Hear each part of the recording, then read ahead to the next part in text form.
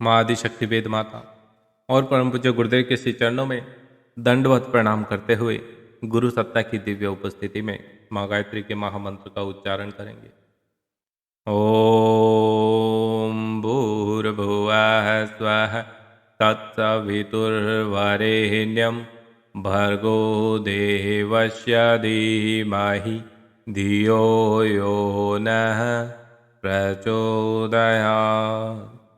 साथियों, परम पूज्य गुरुदेव कहते हैं, पाप की अवहेलना जीवन में कभी मत करो। आखिर क्यों? इस मार्मिक लेख को हम आत्मसात करेंगे। गुरुदेव बतलाते हैं, वह मत करो जिसके लिए पीछे पछताना पड़े। निरर्थक वस्तुएं बड़ी मात्रा में एकत्रित कर लेने से क्या लाभ, जरा सोचो। जो उत्तम है उसका थोड़ा सा संचय भी हमारे लिए श्रेष्ठ कर।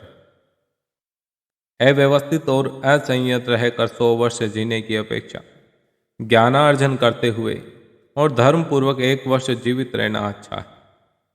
धुआं देकर देर तक सुलगते रहने वाली और कालिक उत्पन्न करती रहने वाली अग्नि की अपेक्षा थोड़ी देर उज्जवल प्रकाश देकर बुझ जाने वाली आग सराहनीय होती। जिसने धर्म का आधार छोड़ दिया, जो निरंकुश और स्वेच्छाचारी की तरह सोचता और करता है, उससे दुष्कर्म ही बन पड़ेगा। वह कुमार्ग पर ही चल सकेगा। धर्म बंधनों से अनेक स्थानों में बंधा हुआ मन ही उद्दंड घोड़े की तरह काबू में रह पाता है। गुरुदेव बतलाते हैं कि ढालू जमीन पर फैलाया हुआ पानी जिस प्रकार ऊपर की ओर नहीं चढ़ता, वैसे ही स्वेच्छाचारी मन पर न तो भली बातें असर करती है, ना वो स्वेच्छाचारी मन भली बातें सोचता है और ना भले कार्य करता है। अपने मन को कुमार्ग से रोकना सबसे बड़ा पुरुषार्थ है। जिसने अपने ऊपर संयम कर लिया, वह इस त्रिलोक्य का स्वामी है। गुरुदेव कहते हैं कि पाप की अवहेलना न करो, वह थोड़ा होते हुए भी बड़ा अनिष्ट कर डालता है। आग की छोटी सी चिंगारी भी मूल्यवान वस्तुओं के ढेर को जलाकर राख कर देती। पला हुआ सांप कभी भी डस सकता है। मन में छिपा हुआ पाप कभी भी हमारे उज्जवल जीवन का नाश कर सकता है। इसलिए अपने परिवार में, परिवार के सदस्यों के द्वारा, परिवार के बच्चों के द्वारा जब भी कुछ गलत किया जाता है तो उसकी सह कभी ना बरें। उस गलत करने का कारण जानने का प्रयास करें, गलत करने की वजह को समझें और उस वजह को ठीक करें। बच्चे को समझाएं कि उसका रिजल्ट क्या हो सकता है। आप झूठ बोल रहे हैं और बच्चे को बोलते हैं बेटा झूठ नहीं बोलना। बच्चा खुद अपने आत्म मन से समझ जाता है कि पिताजी स्वयं झूठ बोलते हैं और मुझे झूठ बोलने से मना। आप अपने परिवारजनों के साथ लड़ाई झगड़ा करते हैं और बच्चों को बोलते हैं कि भाई बहनों के साथ लड़ना झगड़ना नहीं। आप अपशब्दों का प्रयोग करते हैं और बच्चों से अच्छे व्यवहार का अनुसरण करने के लिए कहते हैं। वह कैसे संभव हो सकता है?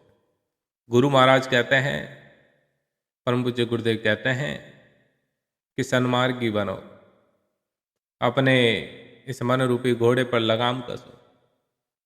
कष्ट होता है, लेकिन अगर एक बार आपने ये लगाम कस ली, एक बार ये सीढ़ी चढ़ ली, तो जीवन आपका आनंदमय हो जाए। परम पूज्य गुरुदेव बतलाते हैं कि बेटा, स्वर्ग और नरक इसी मृत्युलोक, इसी धरती पर है।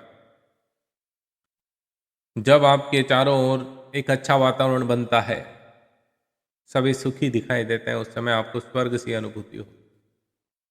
और जब आपके चारों ओर एक नेगेटिविटी का आवरण बनता है,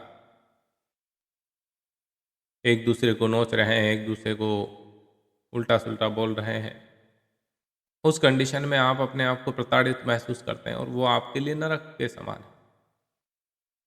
इसलिए सज्जनों, हमें हमारे जीवन में पाप की अवहेलना कभी न करनी चाहिए।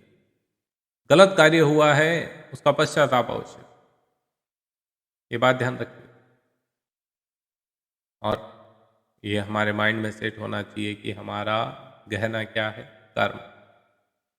जैसे कर्म करेंगे वैसा व्यवहार बनेगा और वैसी ही परिस्थितियाँ बनती जाएगी।